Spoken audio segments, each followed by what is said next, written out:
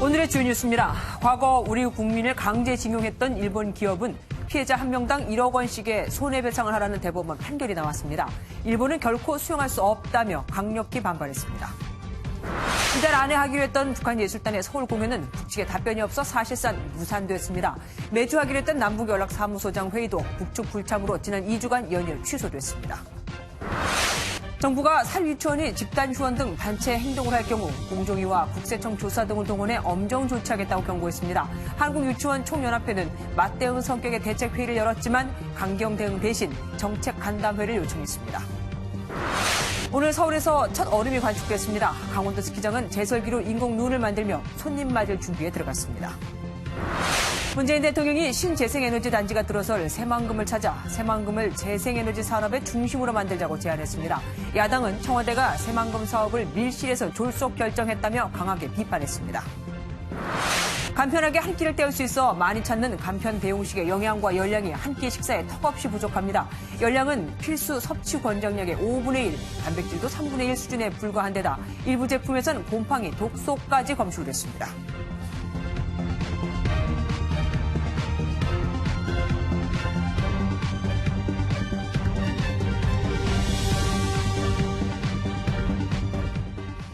일제 강제징용 피해자들이 일본 기업을 상대로 낸 손해배상 소송이 13년 만에 피해자들의 승소로 마무리됐습니다. 5년간 선고가 지연돼 재판 거래 의혹도 일었던 소송이었죠. 대법원의 판단 근거가 뭔지 먼저 이병주 기자가 정리해봤습니다. 대법원이 일본 기업 신일철주금의 강제징용 피해자 4명에게 1억 원씩 배상하라고 판결했습니다. 지난 2013년 서울고법 파기환송심에서 같은 내용의 판단이 나온 지 5년 만에 원심이 확정된 겁니다. 상고를 모두 기각한다. 상고 비용은 피고가 부담한다. 쟁점은 크게 4가지였습니다. 우선 지난 2003년 일본 기업의 배상 책임이 없다고 본 일본 재판은 식민지를 정당하다고 보고 내린 판단인 만큼 국내에서 효력을 인정할 수 없다고 못 박았습니다. 또 신일철주금이 당시 강제동원 기업인 구 일본제철과 법적으로 동일한 회사라고 인정했고 손해배상 청구에 시효가 지났다는 일본 기업 측 주장은 받아들이지 않았습니다. 다만 1965년 맺은 한일협정으로 개개인의 손해배상 청구권이 사라졌는지에 대해선 의견이 엇갈렸는데 대법관 13명 가운데 11명이 피해자들의 손을 들어줬습니다. 결론적으로 이 사건에서 원고들이 구하고 있는 위자료 청구권은 청구권 협정의 적용 대상에 포함되지 않는다고 보는 것이 타당하고 재판거래 의혹이 일었던 강제징용 소송은 대법원에 온 지 5년 만에 일본 기업의 책임을 확정하는 첫 판결로 마무리됐습니다. MBN 뉴스 이병주입니다. 지연된 정의는 정의가 아니다. 마치 오늘 나온 판결을 말하듯 진실은 살아있다는 법조계의 유명한 격언입니다. 강제징용 손해배상 소송은 지금으로부터 13년 전으로 거슬러 올라갑니다. 강제징용을 당했던 두 분의 할아버지가 일본 법원에서의 손해배상 소송에서 패하자 지난 2005년 동료 두 분과 함께 국내에서 다시 손해배상 소송을 제기합니다. 그런데 고국인 한국법원에서도 1, 2심에서는 패하고 2012년 대법원에서 상황이 역전됩니다.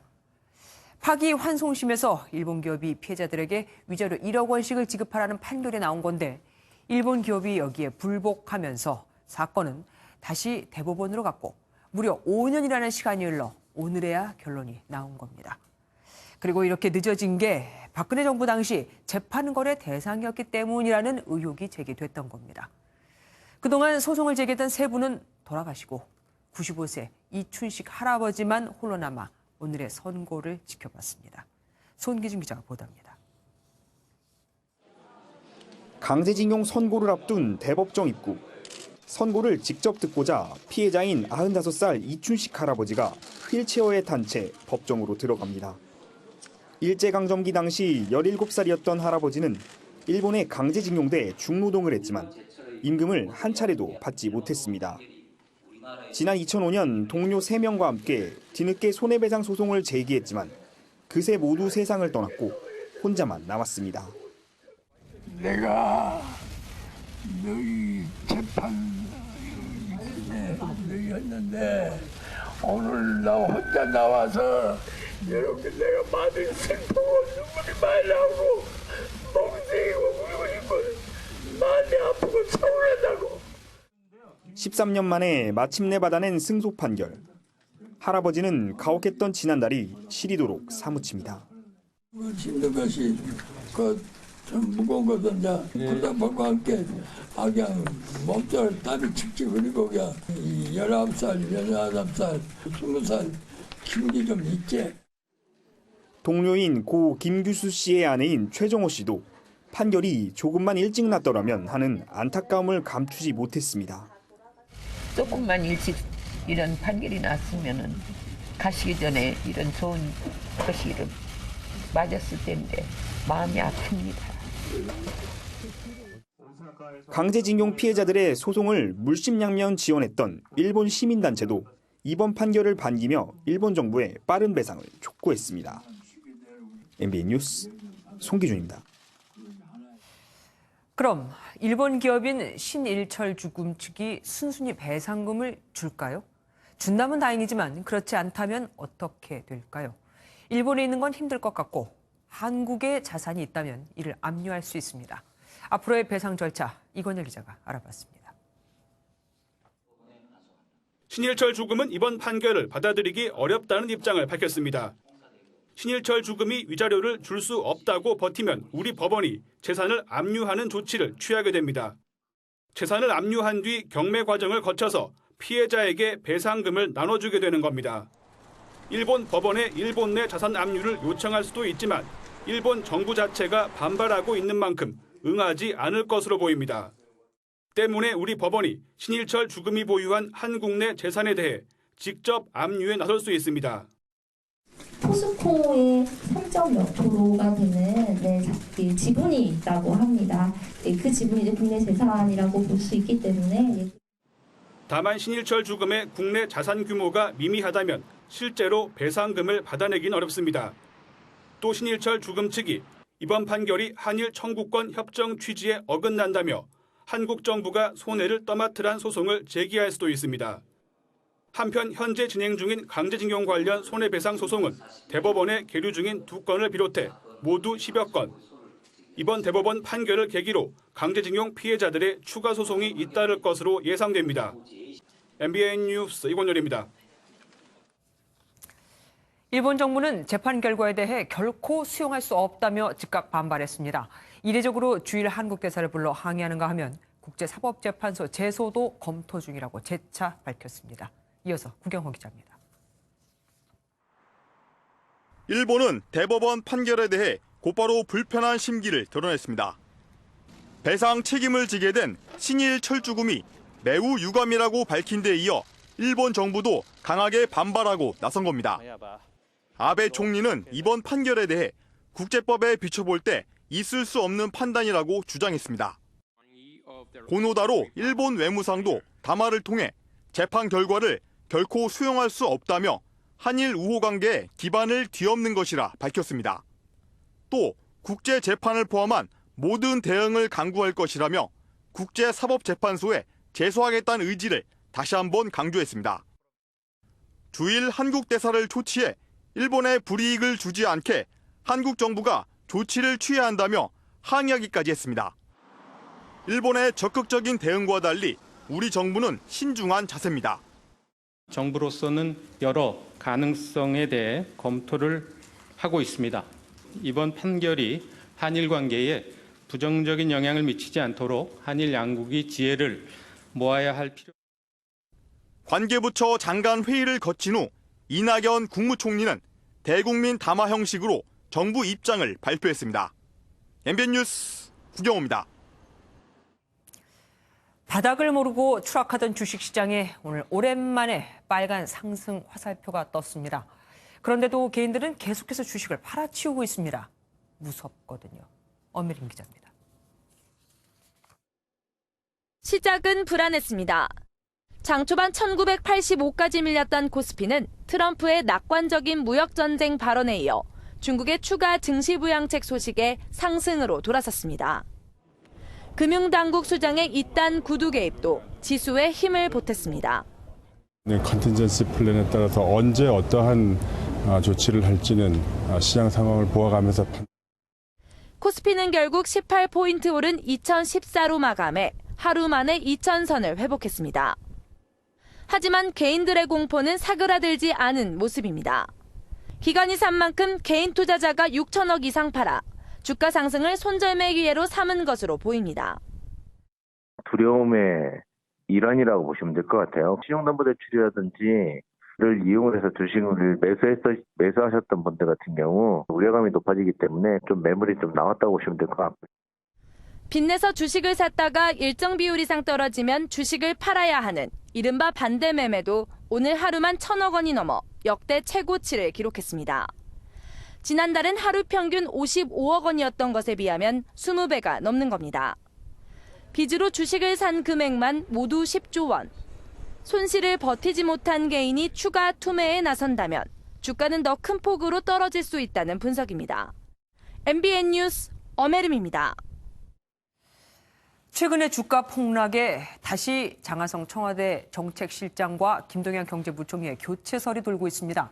청와대와 여당은 사실무근이라며 부인했지만 야당은 이제야말로 정말 경제사령탑을 바꿀 때라고 주장했습니다. 김문영 기자입니다. 장하성 청와대 정책실장과 김동연 경제부총리 동반 경질설에 대해 청와대는 근거 없는 얘기라며 부인했습니다. 윤영찬 국민소통수석은 출입기자들에게 보낸 문자 메시지에서 교체 가능성에 대해 전혀 들어본 바 없다고 밝혔습니다. 여당의 홍영표 원내대표 역시 경질설은 일축했습니다. 지금 아마 국감 또 예산 이런 것이 한창 진행되고 있기 때문에 그 말 자체가 성립이 안 된다 이렇게 생각합니다. 다만 경제 상황을 예의주시하고 있다며 5천억 원의 긴급자금 투입 외에 추가적인 조치가 필요하다고 정부 대책을 촉구했습니다. 자유한국당은 한국 경제의 근간이 흔들리고 있다며 청와대와 여당을 싸잡아 비판했습니다. 이 정권이 아무리 경제에는 무능한 정권이라고 해도 어찌할 줄 모르고 상황에 우왕좌왕할 것이 아니라 시그널이 감지됐을 때 선제적으로 위기에 대처해가는 적극적인 자세를 보여주기 바랍니다. 바른미래당은 청와대의 안이한 인식을 질타하며 경제사령탑을 바꾸라고 압박했습니다. 소득주도 성장을 당장 폐기하고 제대로 된 경제정책을 다시 세워야 할 것입니다. 경제사령탑의 교체도 필요합니다. 이런 가운데 최근 경제 상황을 두고 여당 내에서도 비판의 목소리가 나오면서 예산 정국이 마무리되는 연말쯤 교체가 가시화될 가능성도 배제하긴 어렵습니다. MBN 뉴스 김문영입니다. 앞서 들으셨듯 증시가 반등했음에도 개인 투자자들은 무려 6천억 원을 내다 팔았습니다. 경제부 이기준 기자와 함께 더 얘기 나눠보도록 하겠습니다. 어서 오십시오. 오늘 주식시장이 모처럼 1% 올랐습니다. 그러면은 이제 바닥을 친 거라고 우리가 봐도 될까요? 네, 저점을 확인했다고 보기는 어렵다는 게 대체적인 시각입니다. 그러면 더 떨어질 수 있다. 오늘 물론 시장의 공포가 약간 잦아든 것은 사실입니다. 또 저가 매수에 나선 투자자도 있었고요. 하지만 연이은 급락 끝에 나온 반등치고는 상승폭이 좀 아쉬웠습니다. 정부가 주식시장을 떠받치겠다는 의지를 밝힌 부분도 좀 더 지켜봐야 한다는 시장의 판단인 것 같습니다. 또 증시 전문가들 사이에서는 코스피의 저점을 1,800포인트까지 열어둬야 한다. 네. 이런 비관적인 전망도 일부 있습니다. 그럼 뭐 전문가들도 그렇고 개미 투자자들도 그렇고 더 떨어질 거라고 보는 사람들이 많고 그러니까 또 손절매해야 되니까 우선은 팔았다는 얘기네요. 이유가 뭡니까? 네, 시장에 악재만 많고 눈에 띄는 호재가 없다는 게 문제입니다. 아시다시피 미국은 금리 인상으로 돈줄을 쥐고 있고 미중 무역 분쟁도 장기화하고 있는 모습입니다. 중국 소비재 주가 급락, 위안화 불안 같은 악재가 동시다발적으로 나타나고 있는데요. 네. 문제는 이 악재들 중에서 그 무엇도 좀 빨리 해결되겠다 이런 전망이 나오지 않고 있어서 이 같은 먹구름이 시장을 짓누르고 있는 것 같습니다. 그런데 사실 해외 악재 같은 건 우리만 영향을 받는 게 아니잖아요. 전 세계 어디나 받을 텐데 우리가 유독 좀 더 과민하게 반응한다는 말도 있습니다. 네, 맞습니다. 최근 주가를 한번 살펴봤는데요. 우리 증시의 하락폭이 유독 컸습니다. 미국이나 유럽 같은 OECD 국가 가운데서도 가장 많이 하락했고요. 네. 아시아 증시에서도 유독 낙폭이 컸습니다. 네. 현재 주가가 기업의 실제 가치보다 터무니없이 낮다 이런 분석도 있는데요. 코스피의 주가 순자산 비율 PBR이라는 수치가 있습니다. 조금 네. 어렵기도 한데요. 많이 이게 지금 어렵습니다. 0.8입니다. 2008년 금융 위기 수준인데요.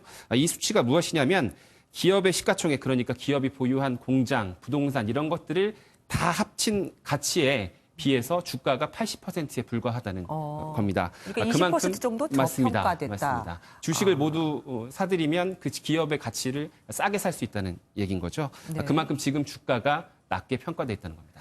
그러면 지금 얘기만 들어봐서는 그 주가는 올라가야 될 것 같아요. 지금 얘기만 들어봐서는. 그러면 지금 아직까지 이제 주식을 팔지 못하고 갖고 계신 분들은 어떻게 됩니까? 더 버텨야 됩니까? 아니면 지금이라도 팔아야 됩니까? 아까 더 떨어질 수 있다고 하셔서. 네, 어렵습니다. 지금 개인들이 얼마나 겁을 먹고 있는지 보여주는 자료가 있습니다. 한번 보시면 이달 들어서 지난주까지 개인들이 2조 7천억 원어치의 주식을 사들였습니다. 네. 아마도 반등할 것이다 이런 예상으로 사들였을 텐데요. 어제 오늘 단 이틀 동안에 이 주식의 절반, 그러니까 1조 4천억 원어치 정도를 매도했습니다. 네. 한 달 동안 사들인 걸 단 이틀 만에 팔아버린 건데요. 네. 전문가들은 일단 개인 투자자들이라면 차분하게 대응할 것을 주문하고 있습니다. 경솔하게 바닥을 예측해서 주식을 더 사들이거나 특히 빚을 내서 투자하는 것은 절대로 피해야 할 것 같습니다. 또 말씀하신 대로 지금이라도 주식을 팔아야 하나 이런 고민 하고 계신 분들 많을 텐데요. 일단 연기금이 당국의 주문 때문인지 일단 주식을 좀 사들이고 있고 외국인의 매도세도 좀 수그러들고 있습니다. 그래서 흔히 말하는 손절매에 나서면 손실이 그대로 확정돼 버리거든요. 네. 타이밍을 놓쳤다면 지금 이 공포에 휘둘리기보다 잠시 인내해 보는 것도 좋은 방법일 것 같습니다. 지금 방금 빚내서 주식을 투자하지는 말라고 하셨는데 물론 지금 누가 그렇게 하겠습니까? 그런데 이미 빚을 내서 주식에 투자하는 사람들이 10조 원이 된단 말이에요. 그 사람들은 그럼 어떻게 됩니까? 어려운 갖고 있어야 질문입니다. 합니까? 팔아야 합니까? 종목에 따라 다를 수 있을 텐데요. 제가 답변하기 좀 어려운 질문입니다. 예, 우선은 고민을 많이 해봐야 될 것 같습니다. 오늘 말씀 감사합니다. 고민스러운 상황입니다. 북한 김정은 위원장이 19일 만에 모습을 드러냈습니다. 리모델링 공사가 진행 중인 삼지연군 건설 현장이었는데 김 위원장이 전국 부상 때마다 찾은 곳이라 지금까지 조용하던 북한에서 이후 어떤 반응, 메시지가 나올까 관심이 쏠립니다. 송정 기자입니다. 김정은 북한 국무위원장이 백두산 자락에 있는 삼지연군 건설 현장을 찾았습니다. 하얗게 쌓인 눈을 맞은 채 환하게 웃으며 담소도 나누고 현장 이곳저곳을 시찰했습니다. 폭염과 열풍 속에 올해만도 2차례나 군을 찾아주신 경의하는 최고 용도자 동지께서는 또다시 삼지연군 건설 총령을 료해하시고 국가적 역량을 집중해 삼지연군 건설 계획을 앞당기라는 지시도 했습니다. 우리 당 창건 75돌을 맞는 2020년 10월까지 삼지연군 총건설 계획을 앞당겨 끝내는 것으로 다시 계획을 짜고 무조건 완수할 때 대한 이번 행보는 시기와 장소 때문에 더 큰 관심을 끌고 있습니다. 지난 19일 개관을 앞둔 삼지연 관현악단 시찰 이후 19일 만에 공개 활동이고 삼지연군은 김 위원장이 전국 구상을 할 때마다 찾던 곳이기 때문입니다. 가뜩이나 2차 북미 정상회담을 앞두고 실무 협상이 지연되고 있는 상황이라 건설 현장 행보 자체에 정치적 메시지가 담겼다는 해석도 있습니다. 이번 시찰에는 최룡해 노동당 부위원장과 조용원, 김용수 당 부부장, 김창선 국무위원회 부장 등이 동행했습니다. MBN 뉴스 송정입니다. 북한이 북미 고위급 회담은 물론 남북이 합의한 평양예술단 서울 공연에 대해서도 아무런 답을 주지 않고 있습니다. 이럴 때를 대비해서 소통하자며 100억 원을 들여 보수한 남북 공동연락사무소도 조용합니다. 우리 측 소장은 갔는데 2주간 북측에서 나오질 않았거든요. 주진희 기자입니다. 남북 정상은 지난 9월 평양 정상회담에서 북한 예술단의 10월 공연을 약속한 바 있습니다. 10월이 되면 평양예술단이 서울에 옵니다. 가을이 왔다 공연으로 남과 북 사이가 더욱 가까워질 것입니다. 하지만 10월 공연은 사실상 무산된 것으로 보입니다. 통일부 관계자는 북측의 답변을 기다리고 있다며 일정을 조율 중인 것으로 이해해달라고 밝혔습니다. 우리 측은 이미 공연장 정보와 일정들을 북측에 제공한 상태지만 북측은 구체적인 답변을 하지 않고 있는 겁니다. 뿐만 아니라 10월에 개최하기로 했던 보건의료 회담과 체육회담도 사실상 연기된 것으로 보입니다. 북한의 이 같은 태도는 미국이 대북 제재 이행을 강조하자 남북 사업이 진척을 보이지 못하는 데 대한 불만으로 풀이됩니다. Within that, there are many initiatives that we can cooperate on, and we look forward to working closely with your ministry on those. 실제로 지난 2주 동안 남북 소통 창구인 연락사무소 소장 회의도 북측이 불참하면서 줄줄이 취소된 것으로 전해집니다. MBN 뉴스 주유진입니다. 도심에서 시속 177km로 폭주 레이싱을 한 20대 2명이 붙잡혔습니다. 누가 목적지까지 빨리 도착하는가 내기 경주를 하다 사고가 난 건데 차를 버려두고 도주하고는 보험금을 신청하기도 했습니다. 정수정 기자입니다. 오전 8시 40분 도심도로 한복판입니다. 외제차 운전자 2명이 손짓을 하더니 아니 요번 신호 걸리면 시작하자 그래. 난 신호 절대 안 지킬 거야. 굉음을 내며 경주를 시작합니다. 아슬아슬하게 보행자를 비켜가고 중앙선을 넘나듭니다.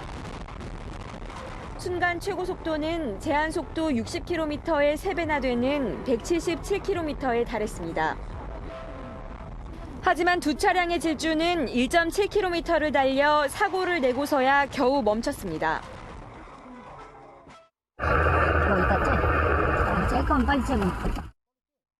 두 차량은 이곳에서 충돌하고 지나가던 화물차까지 들이받았지만 피의자들은 아무런 조치를 하지 않고 현장에서 몸만 달아났습니다.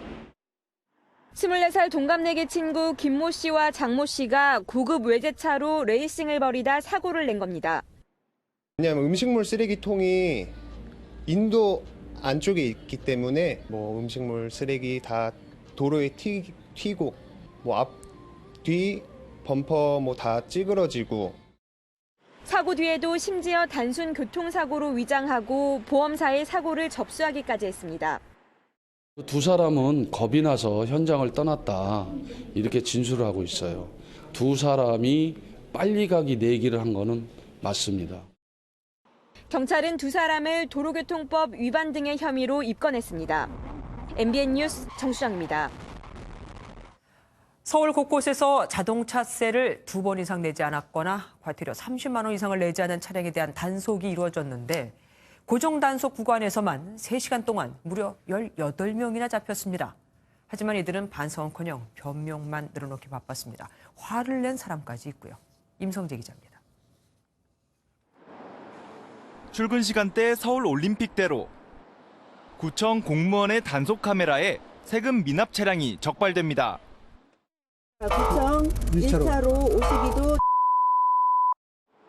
차량을 멈춰 세우고 체납 세금 고지서를 보여주자 황당한 반응이 나옵니다.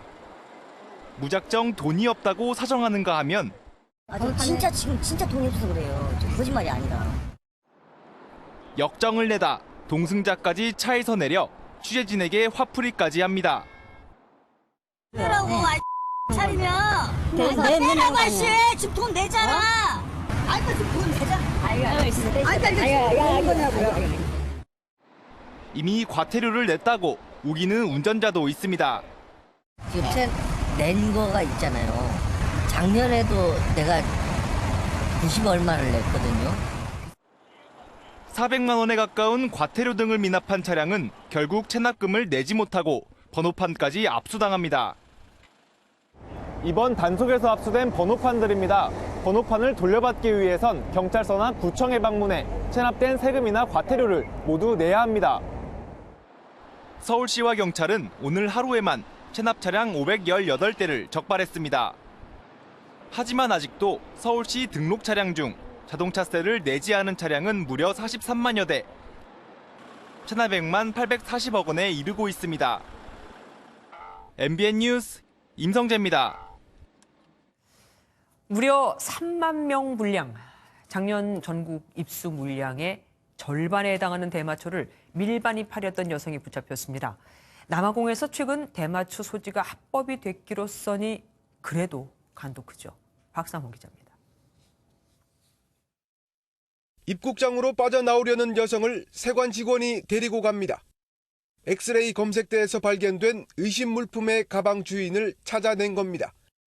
가방을 열었더니 테이프로 칭칭 감은 물건이 쏟아져 나옵니다. 테이프 속에 단단히 압축 포장을 했지만 마약 탐지견의 코를 속이지는 못했습니다. 모두 대마초였습니다. 무게만 18.28kg, 무려 3만 명 분량으로 김해공항으로 밀반입된 대마초 중 역대 최대 규모입니다. 남아프리카 공화국 국적의 50대 여성은 사례비를 받고 대마초 운반에 가담했지만 출처와 목적지는 밝히지 않았습니다. 남아공에선 최근 대마초 소지가 합법화됐습니다. 검찰은 지난 2009년 이후 자취를 감췄던 남아공 대마의 유통이 확대될 가능성을 주시하고 있습니다. 남아공에서 마약류가 밀수된 게 10년 만에 다시 적발이 됐는데 이게 어떤 이유에서 남아공 루트가 다시 이용되고 있는지. 검찰은 밀수한 대마를 전량 압수하고 남아공 여성을 구속 상태로 재판에 넘겼습니다. MBN 뉴스 박상호입니다. 5.18 민주화운동 당시 계엄군과 수사관으로부터 성폭력 피해가 있었다는 사실이 처음으로 정부 합동조사를 통해 확인됐습니다. 하지만 지금으로서는 가해자를 알아도 수사를 할 수가 없습니다. 진상조사위가 꾸려질 때까지 기다려야 합니다. 정치훈 기자입니다. 여성가족부와 국방부, 국가인권위원회 등으로 구성된 5.18 성폭력 공동조사단이 지난 5개월 동안 조사를 벌여 17번의 성폭력 피해를 확인했습니다. 특히 당시 구체적인 상황과 가해자의 인상착의가 진술 과정에서 드러났습니다. 또 시위 가담자로 끌려간 여성들이 조사 과정에서 성고문을 당했다는 증언도 나온 것으로 전해졌습니다. 정부 차원의 공식 조사에서 처음 드러난 사실입니다. 5.18 관련 단체는 추가 피해자가 더 있을 수 있다고 말합니다. 구체적인 제보가 있긴 하지만 그 역시 이제 특정한 이름을 밝혀서 하기는 어려운 부분들이 좀 있었고요. 조사단이 가해자까지 특정한 것으로 알려졌지만 수사 권한이 없어 더는 진척이 어려운 상황. 특별법에 따른 5.18 진상조사위원회가 맡아야 하지만 자유한국당이 위원 추천을 미루면서 한 달 넘게 출범조차 못하고 있습니다. 자유한국당은 더 이상 진상조사위원 추천을 미룰 명분이 없어졌습니다. 공동조사위는 내일 조사 결과를 발표하고 5.18 진상조사위원회가 꾸려지는 대로 모든 자료를 넘길 예정입니다. MBN 뉴스 정춘우입니다. 조현병을 앓는 60대 남성이 자신을 비방한다는 환청을 듣고 이웃을 숨지게 했습니다. 숨진 이 피해자는 이달 초에도 이 남성이 자신을 미행한다면서 경찰에 신고했지만 별다른 조치는 없었습니다. 현재 법이 그렇습니다. 윤규란 기자입니다. 경기도 광명의 한 아파트 단지 옆 산책로. 곳곳에 혈흔이 보입니다. 어제 오후 2시 20분쯤 이곳에서 한 60대 남성이 또래 여성에게 흉기를 휘둘렀습니다. 피의자는 길을 지나던 행인의 신고로 이곳 현장에서 체포됐고 여성은 곧바로 병원으로 옮겨졌지만 끝내 숨졌습니다. 조현병을 알아온 피의자는 이웃지간이던 피해자와 다툼이 있었던 것으로 알려졌습니다. 음식물 쓰레기가 나와 있어서 그것 때문에 뭐라 해서 다툼은 한 번 있었긴 있었어요. 돌아가신 할머니가 좀 무섭다고 그러는 거 이제 문을 한 번씩 깜빡 차기는 했다고 하는데 피의자는 경찰 조사에서 피해자가 자신을 비방하는 환청이 들려 범행을 저질렀다고 진술했습니다. 피해 여성은 이달 초 피의자가 자신을 미행한다고 신고했지만 경찰은 경고만 주고 귀가 조치했습니다. 그때는 이제 자기가 그냥 자기 가는 길이었다. 쫓아간 게 아니다. 예를 들어 입건하거나 그런 상황은 안 되잖아요. 경찰은 피의자에 대해 살인 혐의로 구속영장을 신청했습니다. MBN 뉴스 윤기란입니다. 하루에 1억 원도 벌 수 있다. 월가 금융기관 CEO 얘기냐고요. 이제 수백만 원 사기는 대수롭지도 않다는 보이스피싱 조직원의 얘기입니다. 안진우 기자가 취재했습니다. 침대 위에 금융감독원의 서류와 신분증이 놓여 있습니다. 피해자를 현혹시키는 가짜 서류 등을 만들어 보이스피싱을 저질러온 일당 38명이 경찰에 붙잡혔습니다. 주로 수사기관을 사칭해 1년여 만에 무려 10억 원이 넘는 돈을 뜯어냈습니다. 국내에서 활동하는 수거 송금책들은 하루 1억 원도 벌 수 있다는 농담을 주고받을 정도로 범죄 규모는 날로 커졌습니다. 자기의 수당이 10%를 제외하고 나머지 금액을 환전상 계좌라든지 다른 대포 통장으로 송금하였습니다. 지난 5년간 보이스피싱 범죄는 9만 8천여 건이 발생했고 피해 금액은 1조 원에 육박합니다. 여성은 검찰이나 경찰 등 기관 사칭형에, 남성은 대출 사기형에 잘 넘어갔습니다. 뻔한 수법이지만 자칫 방심하면 누구나 피해자가 될 수 있습니다. 상대방이 전문적인 용어 또는 전문적인 법률 용어, 전문 기관의 용어를 쓰면은 이해가 되고 그 사람이 맞는 사람이구나. 수사기관에 있는 사람이 틀림이 없구나. 위조신분증을 만들어가지고요. 농협하고 하나은행 거기 이제 직원들하고 결탁을 해서 불법 계좌를 개설했습니다. 서울중앙지방검찰청의 첨단범죄수사 1부의 김정현 수사관입니다. MBN 뉴스 안진우입니다. 정부가 폐원이나 원화 모집 중단 등 사립 유치원의 집단 행동에 대해 강력한 경고의 메시지를 보냈죠. 대기업도 두려워하는 공정거래위원회와 국세청까지 다 동원해서 전방위적으로 압박에 나선 겁니다. 전남주 기자입니다. 사립유치원 대책을 논의하기 위한 관계부처 합동회의.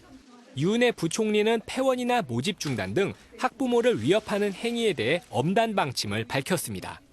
또 사립유치원의 집단 행동엔 공정위 조사를, 사립유치원 비리엔 세무조사를 하겠다고 압박했습니다.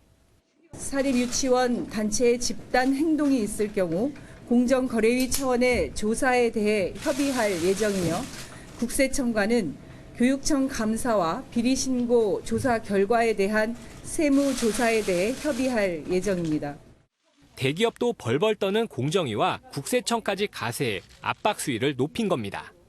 유 부총리는 또 사립유치원이 폐원할 경우 인근 국공립유치원과 어린이집에 원아들을 배치하겠다고 밝혔습니다. 집단 휴업에 대해서도 임시 돌봄 서비스를 하겠다는 대책을 내놨습니다. 서울시 교육청도 사립유치원의 투명성을 높이기 위해 감사 기능을 강화하겠다고 밝혔습니다. 5년 주기에 상시 감사 체제를 정기 감사 체제로 구축하고 유치원 감사 전담팀을 구성 운영하도록 하겠습니다. 이런 가운데 학부모에게 폐원을 알리거나 신고한 사립유치원은 지금까지 18개, 모집 중단을 알린 곳은 6개로 집계됐습니다. MBN 뉴스 전남주입니다. 정부의 대책회의에 맞불을 놓듯이 사립유치원 단체인 한국유치원총연합회는 오늘 저항을 의미하는 검은 옷을 입고 모였지만 싸늘한 여론과 강력한 정부 대응에 좀 눌렸는지 비공개로 토론회를 열었습니다. 그리고 집단 휴원과 같은 공동 대응은 하지 않겠지만 개별 사립유치원의 행동은 막지 않겠다며 선을 그었습니다.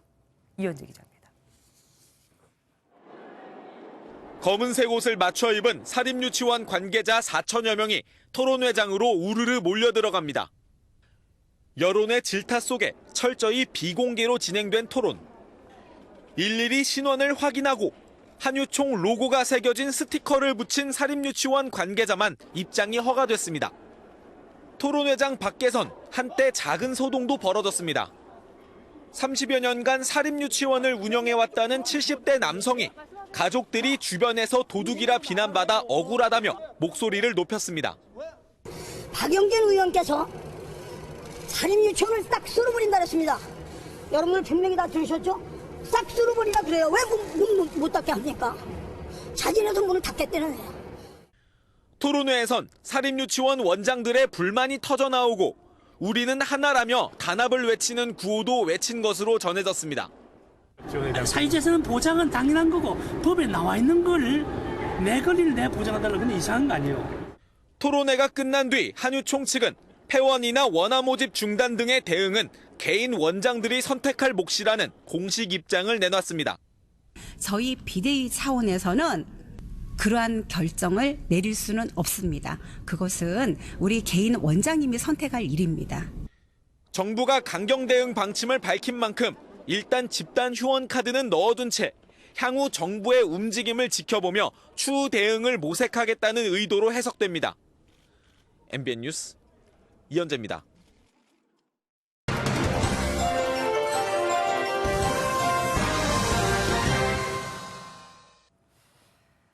1년간 원화 수를 부풀려서 학비 1,700만 원을 추가로 지원받았다 적발된 유치원. 법에 따라 현장 학습비는 9만 원만 받아야지만 교육청에 허위를 보고하고 원화 1인당 무려 40만 원을 징수한 유치원. 교육당국은 이미 지난 5년 동안 이런 유치원 비리 16,000건, 380억 원의 오류를 적발했었습니다. 그런데 대부분 눈 감아줬습니다. 유치원의 비리를 알고도 덮어주었던 겁니다. 이쯤 되면 유치원 비리가 왜 이렇게 커졌는지 짐작이 되실 겁니다.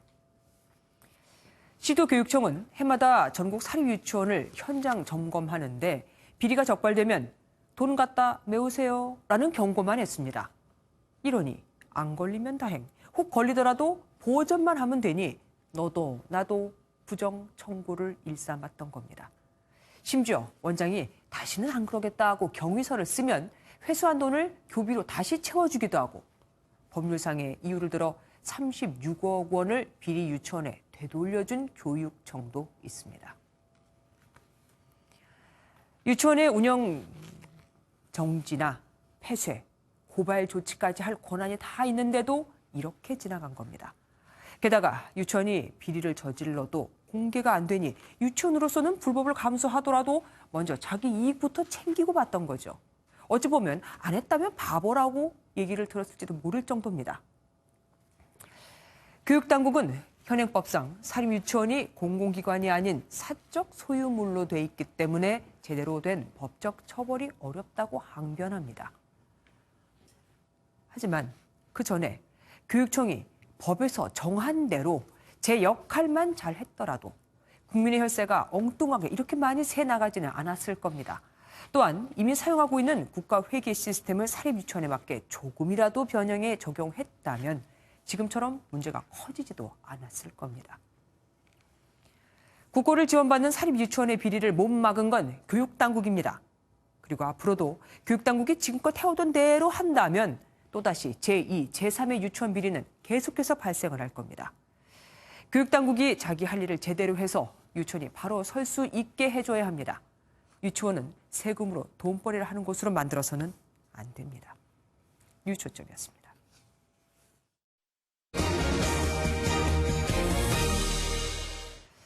서울에서 첫 얼음이 관측됐습니다.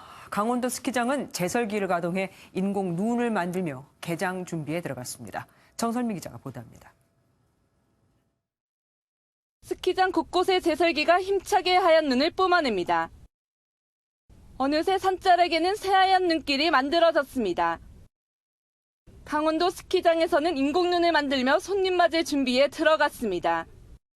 오늘 새벽에 기온이 영하 3, 4도까지 떨어졌습니다. 기온이 영하로 내려가면 인공눈 만드는 데 최적의 조건을 갖추기 때문에 출근길 시민들이 두꺼운 패딩으로 주무장했습니다. 시장 상인들은 난로불을 쬐며 추위를 달랩니다. 갑자기 추워진다고 그랬으니까 이렇게 따뜻한 털모자를 사러 나왔습니다.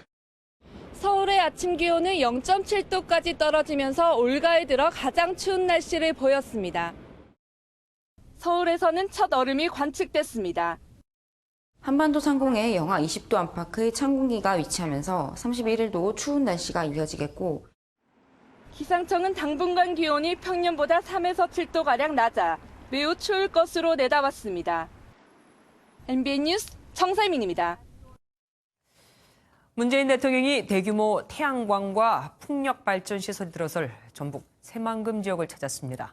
원전을 대체할 재생에너지도 살리고 지역 경제도 살리자는 건데 막상 이 지역에 지지 기반을 둔 민주평화당은 호남을 무시하냐며 크게 반발했습니다. 황재원 기자입니다. 원래 바다였던 곳을 20년 동안 간척해 서울 3분의 2 크기 땅으로 만든 전북 새만금 지구. 정부가 이곳에 영광 원전 4개 용량과 맞먹는 4기가와트 전기를 생산할 수 있는 태양광과 풍력 발전 시설을 짓기로 했습니다. 문재인 대통령도 태양광 관련 시설을 둘러본 뒤 지속 가능한 신산업은 지방자치단체 발전에도 큰 도움을 줄 것이라고 밝혔습니다.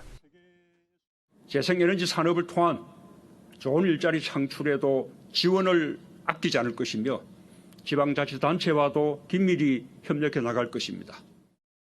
지역경제 살리기 차원에서 문 대통령은 군산의 유명 빵집에도 들러 소상공인을 위한 대책을 점검하기도 했습니다. 하지만 야당은 크게 반발했습니다. 자유한국당은 밀실에서 졸속 결정된 사업이라고 비난했고 전북 지역에 지지자가 많은 민주평화당도 호남을 무시하는 처사라며 목소리를 높였습니다. 새만금 전주고속도로는 예산을 4,800억 세워놓았는데 1,000억으로 깎였습니다. 덜컥 태양광의 메카로 만들겠다 하는 것은 수용하기 어렵다는 것을 말씀드립니다. 야당의 반발에도 문 대통령은 전북을 시작으로 경북과 경남 등 지역을 차례로 방문해 소상공인과 청년 등을 만나 지역경제 활성화 방안을 논의합니다. MBN 뉴스 황전입니다. 자기 정치를 시작했다는 비난에 휩싸인 임종석 비서실장이 오늘은 문재인 대통령의 영호남 지방 방문을 하루 종일 수행했습니다. 야당은 비서실장은 왕 실장 정치를 하지 말라고 청와대를 좀 지키라며 비판했습니다. 전정인 기자입니다.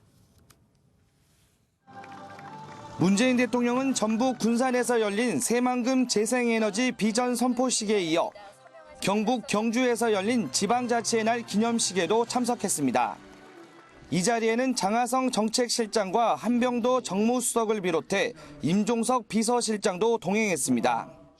차기 주자로 거론되는 상황에서 임 비서실장의 문 대통령 영호남 방문 동행은 정치적 행보로 비춰질 수 있습니다. 청와대는 이와 관련해 비서실장의 업무 차원일 뿐 특별한 경우는 아니라고 말했습니다. 자유한국당은 최근 임 비서실장 행보에 대해 청와대 2인자로 왕 실장 정치를 본격화하고 있다고 비판했습니다. 청와대 왕 실장 정치를 이제 본격화했습니다. 그런 정치적 행위 해서는 안 될 사람 중에 한 사람이라는 걸 본인 잊지 마십시오. 자중하십시오. 앞서 손학규 바른미래당 대표는 아예 임 비서실장의 사퇴를 요구하기도 했습니다. 자기 정치하려거든 비서실장 자리에서 내려오십시오. 국민들은 또 하나의 차지철이나 또 다른 최순실을 보고 싶어 하지 않습니다. 청와대는 과도한 정치적 해석이라고 선을 그었지만 야당은 임종석 비서실장의 행보 하나하나에 민감하게 반응하고 있습니다. MBN 뉴스 전정인입니다. 숫자를 보는 오늘의 뉴스입니다. 1인 가구가 많아지면서 간편식 시장이 커지고 있죠. 5년 전보다 이미 2배나 성장했는데 올해는 3조 원 규모로 더 커질 거라고 합니다. 이들 대부분은 균형 잡힌 한 끼 식사라고 광고합니다. 하지만 소비자원이 선식과 생식 25개 제품을 조사해봤더니 아니었습니다. 필수 열량의 20%도 안 되고 영양도 크게 부족하지만 제품의 표시도 잘 안 돼 있어서 소비자들이 알 길이 없었고 뿐만 아닙니다. 일부 제품에서는 곰팡이 독소까지 나왔습니다. 몸 축내는 간편식, 윤지원 기자가 취재했습니다. 최근 간단하게 식사를 해결하려고 생식이나 선식 등 간편 대용식을 찾는 사람들이 늘고 있습니다. 이제 흔들어서 먹기만 하면 되니까 한 끼 식사 대용으로 든든하더라고요. 체중 감량할 때 밥 대용으로 먹고 있어요.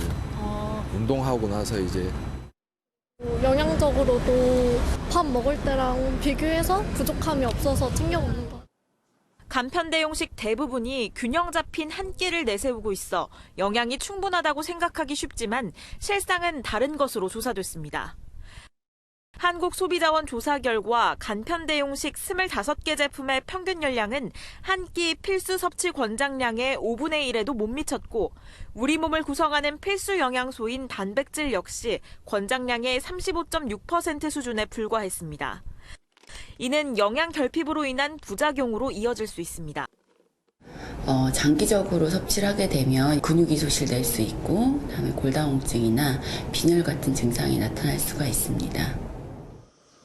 뿐만 아니라 세계 제품에서는 곰팡이 독소인 제랄레논이 검출됐는데 국내에는 간편 대용식에 대해 제랄레논 기준이 없는 상태여서 기준 마련을 통한 안전성 확보가 시급해 보입니다. MBN 뉴스 윤지원입니다. 민자 고속도로는 일반 제정 고속도로보다 통행료가 더 비싼 편인데 이뿐만이 아니었습니다. 주유소 기름값도 훨씬 더 비싼 것으로 드러났습니다. 왜 그런지 김민수 기자가 현장을 취재했습니다. 서울 외곽 순환고속도로 민자 구간에 있는 한 주유소. 리터당 휘발유 값은 1,758원으로 경기도 평균보다 60원이나 비쌉니다. 서울 외곽 순환고속도로 민자 구간 주유소에서 차로 20분 정도 떨어진 이곳은 휘발유 가격이 리터당 100원 정도 저렴합니다. 같은 외곽 순환도로인데도 민자 도로라는 이유만으로 한 번 주유할 때마다 4,000원 이상 차이가 납니다. 그냥 뭐 민자 도로인지 어떤 도로인지는 모르겠지만 명시되어 있는 금액만 보고 그다음에 주변에서 좀 싼 데를 찾아다니다 보니까 실제로 민자 고속도로 주유소의 평균 휘발유 값은 세금이 투입된 제정 고속도로보다 리터당 37원 더 비싼 것으로 나타났습니다. 민자도로 사업자들은 운전자에게 비용을 전가한 것은 아니라고 해명합니다. 한국도로공사보다 규모가 영세한 만큼 정유업체와의 가격 협상력에서 차이가 난 결과라는 겁니다. 저희가 양이 많으면 딜을 할 수가 있는데 양이 적잖아요. 도로공사는 워낙 양이 많으니까 딜을 할 수가 있고. 하지만 한국도로공사 직영주유소와 계약하거나 협상력을 높이는 방안 등 기름값 인하에는 소극적이어서 애꿎은 운전자들의 부담은 계속되고 있습니다. MBN 뉴스 김민수입니다. 아름다운 물의 도시라 불리는 베네치아가 말 그대로 진짜로 75%가량이 물에 잠겨 물에 잠긴 도시가 돼버렸습니다. 지난 주말부터 이어진 기록적인 강풍과 폭우 때문입니다. 이만영 기자가 보도합니다. 사람들이 무릎까지 물이 차오른 도로를 힘겹게 걸어다닙니다. 유명 관광지를 찾은 관광객은 침수에도 포즈를 취하며 사진을 찍고 호텔 직원은 캐리어와 손님을 동시에 이동시킵니다. 상점 주인들은 건물 밖으로 연신 물을 퍼냅니다. 현지 시각 29일 이탈리아 유명 관광도시 베네치아 도심의 75%가 물에 잠겼습니다. 지난 주말부터 이어진 폭우에 바닷물 수위가 156cm나 높아지며 10년 만에 최악의 침수 피해를 냈습니다. 주요 교통수단인 수상버스도 운행이 중단됐고 관광객들이 많이 찾는 산마르코 광장도 폐쇄됐습니다. 베네치아 외에도 이탈리아 전역에서 폭우와 강풍으로 인한 심각한 피해가 났습니다. 강풍에 부러진 나무에 깔려 숨지는 등 이탈리아 전역에서 최소 7명이 목숨을 잃었고 시비타베키아 항구에서는 쌓여있던 컨테이너들이 한꺼번에 무너지기도 했습니다. 이탈리아 북부 지역에서는 산사태와 홍수가 발생해 일부 지역의 열차와 차량 통행이 전면 중단됐습니다. 또 로마를 비롯한 많은 도시에 휴교령이 내려지는 등 강풍을 동반한 폭우에 이탈리아 전역이 심한 몸살을 앓고 있습니다. MBN 뉴스 이만영입니다. 연결지 않은 꿈을 향해 노력하는 이들을 미생이라고 하죠. 꿈을 이룬 사람은 완생. 프로농구 코트를 누빌 완생의 꿈을 꾸는 미생들을 강영호 기자가 만났습니다. 더 높은 곳에 닿으려고 발끝에서 손끝까지 온 힘을 짜내고 숨은 턱 밑까지 차오르지만 걸음은 속도가 줄지 않습니다. 프로농구 선수의 꿈을 꾸는 46명의 도전자들. 선수 출신이 아닌 9명 일반인 참가자에 더 눈길이 갑니다. 대학 시절 방황하며 농구판을 떠났던 최단신 한준혁은 프로 대위의 꿈을 포기하지 못하고 교사의 길 대신 프로행 도전에 나섰습니다. 선생님이 되기 위해서 학교도 자퇴하고 도전조차 안 하고 포기해버리면 나중에 후회할 것 같아가지고 도전하게 되었습니다. 부모님을 따라 12살 때 한국에 이민 온 몽골 출신 강바일. 농구가 좋아 용병이 아닌 한국 국적의 선수로 KBL 무대에 서고 싶어 귀화까지 했습니다. 당당하게 꿈의 무대에서 부모님께 효도하는 게 강바일의 가장 큰 소망입니다. 한국에서 생활하다 보고 이제 목표가 KBL 가는 게 목표라서 프로라도 가서 부모님한테 효도드리고 싶고 그런 마음이 엄청 크네요. 완생을 꿈꾸는 비선수 출신 미생들의 도전은 과연 성공할 수 있을까? 결과를 떠나 그들의 꿈을 향한 발걸음은 박수를 받을 만합니다. MBN 뉴스 강영호입니다.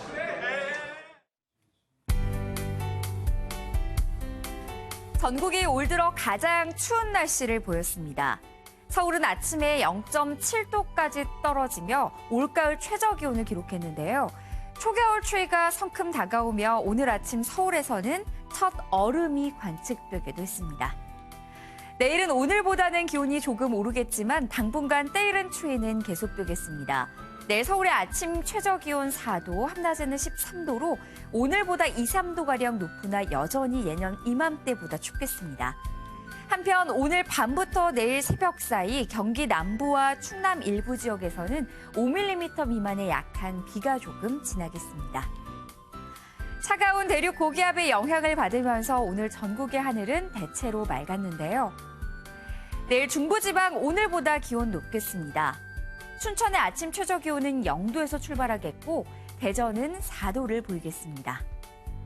남부지방 대구와 광주의 한낮 기온은 15도 선을 가리키겠지만 바람이 강해서 체감온도는 이보다 더 낮을 것으로 예상됩니다. 강원 영동 지역 대체로 맑은 하늘을 보이겠습니다.